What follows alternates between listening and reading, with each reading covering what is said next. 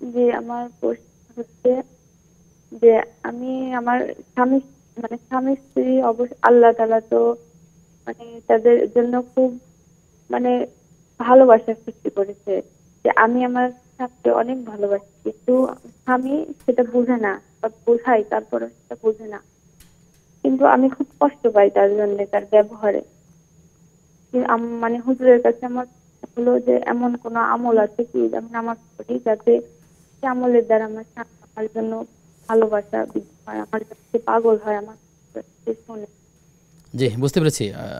আর দ্বিতীয় হ্যাঁ, প্রশ্নটা কি আপনার?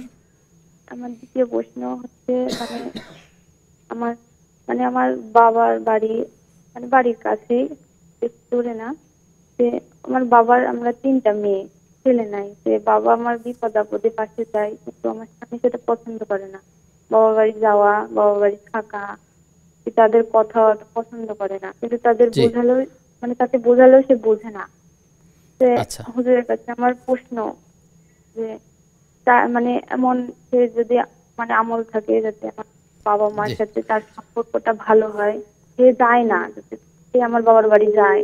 মোহতারামা, আমাদের বোন প্রশ্ন করে দিলেন যে তিনি তার যে দুটো প্রশ্ন, দুটো জি প্রশ্নই তার স্বামীকে কেন্দ্র করে, আপনি যে দুটোর উত্তরে একই সাথে নেন। জি তিনি স্ত্রী তার দাবি করছেন যে স্বামীর ভালোবাসা বেশি পাওয়া দরকার, জি তিনি যা দিচ্ছেন তার তুলনায় তিনি অনেক কম দিচ্ছেন, এবং তার ব্যবহারে তিনি অসন্তুষ্ট, এবং তার জি শ্বশুরবাড়িতে বেড়াতে অনাগ্রহ প্রকাশ করেছেন। জি আমাদের এই কথাগুলো যদি ওনার স্বামী শুনে থাকেন অথবা জি শোনেন, সেক্ষেত্রে কি পরামর্শ থাকবে? সত্যি স্বামী স্ত্রী তাদের মাঝখানের যে মধুর সম্পর্ক, এটা আল্লাহর পক্ষ থেকে একটা নিয়ামত। আল্লাহ কোরআনে বলছেন, হুয়াল্লাযী খালাকাকুম মিন নাফসিন ওয়াহিদাতিন ওয়া জাআলা মিনহা যাওজাহা লিয়াসকুনা ইলাইহা। আত্মতৃপ্তি, শান্তির জন্য আল্লাহ সুবহানাহু ওয়া তাআলা স্বামী স্ত্রীর বন্ধন তৈরি করেছেন।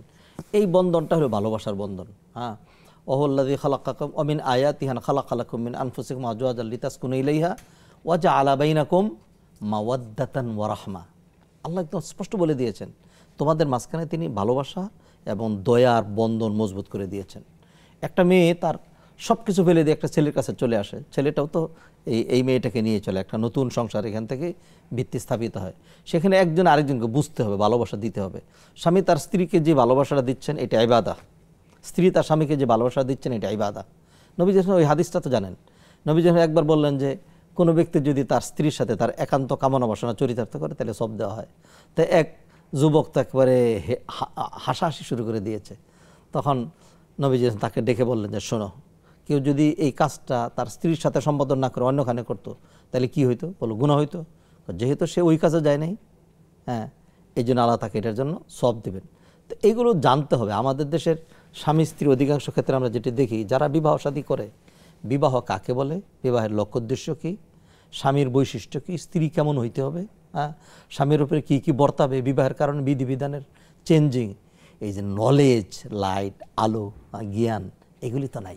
অনেক পরিবার এমন আছে, স্ত্রী মানে হচ্ছে তিনি তার সেবিকা, এরকম একটা ভাব জি তার জি ভিতরে কাজ এরকম করে। একটা ভাব, এরকম মনে করা হয়। অনেকে তালাকের বিধিও জানে না, 3 তালাক দিয়েছে, তা এরকম একসাথে 3 তালাক দিলেন কেন? জানতাম না। আপনি জানতেন না তো আপনি বিয়ে করতে গেলেন কেন?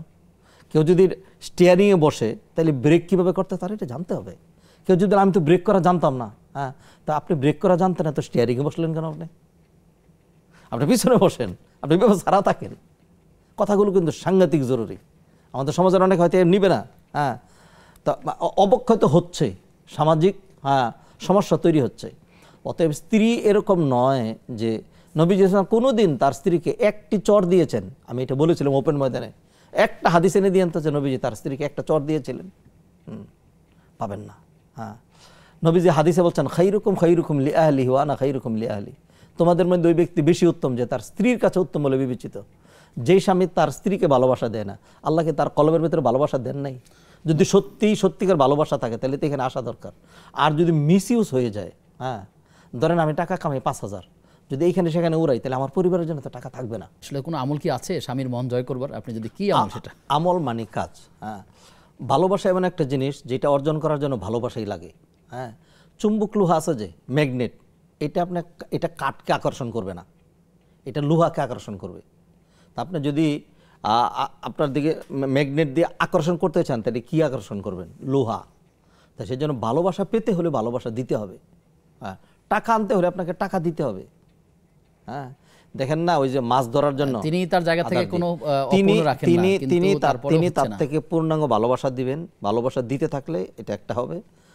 আর তিনি যদি আলাদা অন্য আমল চান যেগুলি হয়তো ওনারা আল্লাহর কাছে দোয়া করেন, মনের মালিক আল্লাহ সুবহানাহু ওয়া তাআলা।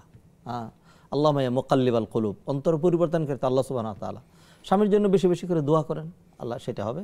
আর স্বামীকেও বলছে যদি স্ত্রীর উপর জুলুম করেন, আত্মীয়তা সম্পর্ক তিনি ছিন্ন করেন, স্ত্রীকে তার বাবার বাড়িতে যেতে দিলেন না, নিজেও গেলেন না, খারাপ ব্যবহার যারা করেন, আত্মীয়তা কিন্তু সম্পর্ক অনবরত ছিন্ন করে, হ্যাঁ, আত্মীয়তাকে আল্লাহ যখন সৃষ্টি করলেন, হ্যাঁ, তখন আখাযাত বিহাক্কাইর রহমান, তখন আত্মীয়তার সম্পর্কটা আল্লাহ একটা আকৃতি দিয়ে দিলেন, সেটা গিয়ে আল্লাহর মাজায়ের মধ্যে এরকম জড়াইয়া ধরল।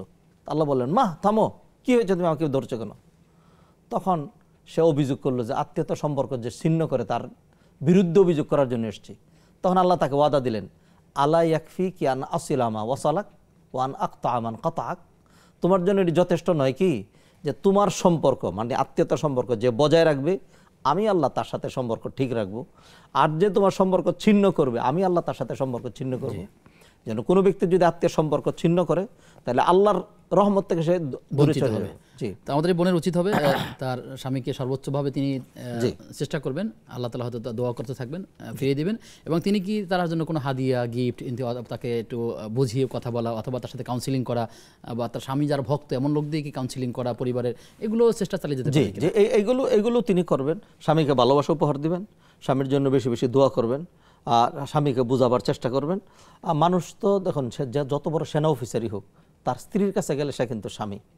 রাজায় করে রাজ্য শাসন, আর রাজার মাথার উপরে রানীর আসন। হ্যাঁ, অত মানুষ কিন্তু তার স্ত্রীর কথার বাহিরে যেতে পারে না। কিছু কিছু নিরাশ হবেন না, চেষ্টা করতে জি, থাকবেন। জি। জি, শুকরিয়া আপনাকে।